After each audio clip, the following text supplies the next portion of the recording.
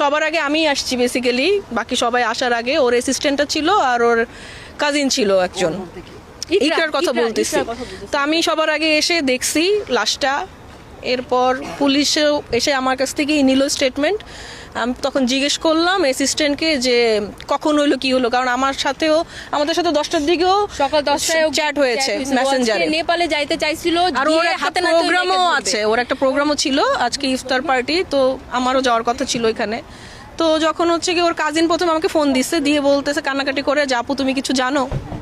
তো আমার কথা হচ্ছে আমি তো যা দেখছি সকালবেলা ও ঠিকঠাক, হঠাৎ কি হবে?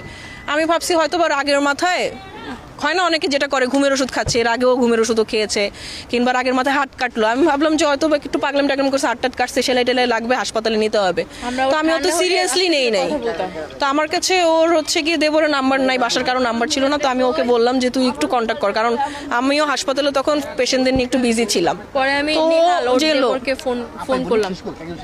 এরপরে ও যখন জানালো যে এরকম, তো আমি, আমার বেশিক্ষণ লাগে না বসুন্ধরা থেকে এখানে আসতে, 10-12 মিনিট লাগে। আমি সবার আগে এসে পৌঁছলাম। আমি ঢুকে তো ওর কাজিনের হাজবেন্ড ছিল বেসিক্যালি, আমাকে দেখে বলতেছে আপু ভিতরে। তো আমি ভাবছি হয়তো বা এমার্জেন্সিতে শুয়ে আছে। আমি তখনও না, আমি আসলে প্রসেস করতে, কারণ ও খুব, মানে ও কিন্তু ডিফারেন্ট, মানে ও খুব স্ট্রং।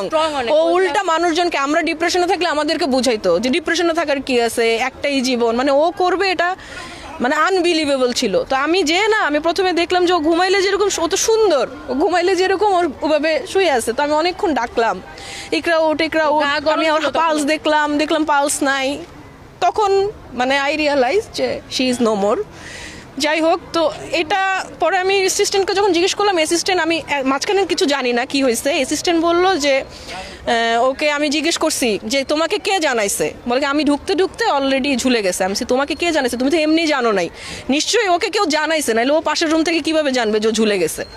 তো বলতেছে আমাকে স্যার ফোন দিয়ে জানাইছে, মানে আলভির কথা বলতেছে। যে আমি বলছি কি জানাইছে? বলে স্যার ফোন দিয়ে আমাকে বলছে যে তোমার ম্যাডাম হচ্ছে পাগলামি করতেছে, তুমি তাড়াতাড়ি ওই রুমে যাও।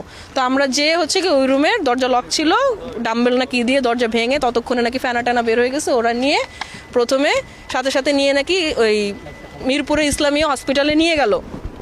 এই নিউজগুলো কিন্তু আমরা জানতাম না। এই যে মাঝখানে 2 ঘন্টা যে এত কিছু হয়েছে, যে ওইখানে ও এটা হয়েছে, ও হচ্ছে গিয়ে স্ট্যাঙ্গিং করলো, ওকে নিয়ে মিরপুর ইসলামী হসপিটালে নিল, ওইখান থেকে ওরা রেফার করে দিচ্ছে, যেহেতু পুলিশ কেস ওরা তো সরকারিতে রেফার করে। এই জিনিসটা আমি যখন জিজ্ঞেস করলাম যে তুমি কিভাবে জানলা, এখানে এত দূরে কেন আনলা, তখনও আস্তে আস্তে বললো, মানে এর আগ পর্যন্ত এই টোটাল সিনারিওটা কেউ জানে না।